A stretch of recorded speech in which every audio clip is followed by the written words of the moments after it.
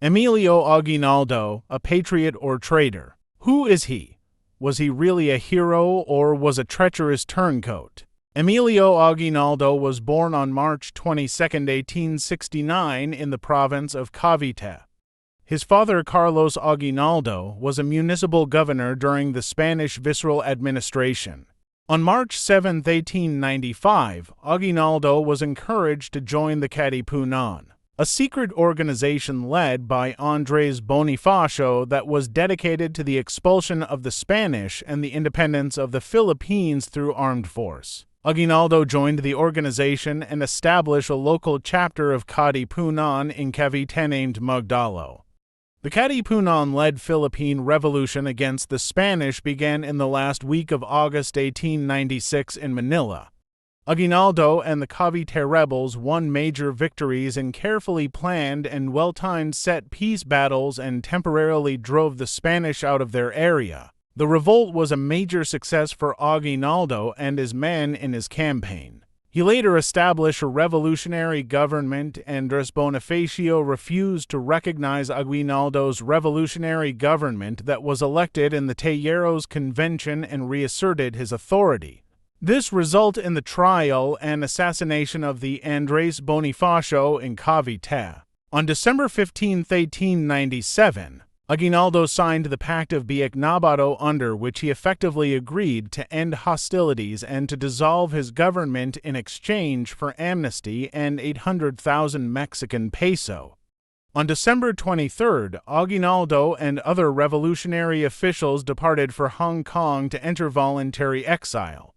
On April 25, 1898, the Spanish-American War began. The American fleet destroyed the Spanish Navy in Manila and proceeded to blockade the city. Aguinaldo returned to the Philippines, arrived in Cavite in May, and resumed the command of revolutionary forces and besieged Manila. On June 12, Aguinaldo promulgated the Philippine Declaration of Independence from Spain in his own mansion house in Cavite. Believing that declaration would inspire the Filipino people to eagerly rise against the Spaniards, on June 18th, he issued a decree formally establishing his dictatorial government, in which he also provided the organization of the local government and the establishment and the composition of the Revolutionary Congress. In August 1898, a mock battle of Manila was staged by the Spanish and Americans, in which the Spanish surrendered the walled city of Intramuros to the Americans. This event made Aguinaldo and his revolutionaries feel betrayed by the Americans, whom they think were their allies. December 10, 1898, the Treaty of Paris had been signed. It transferred the Philippines from Spain to the United States for the sum of $20 million.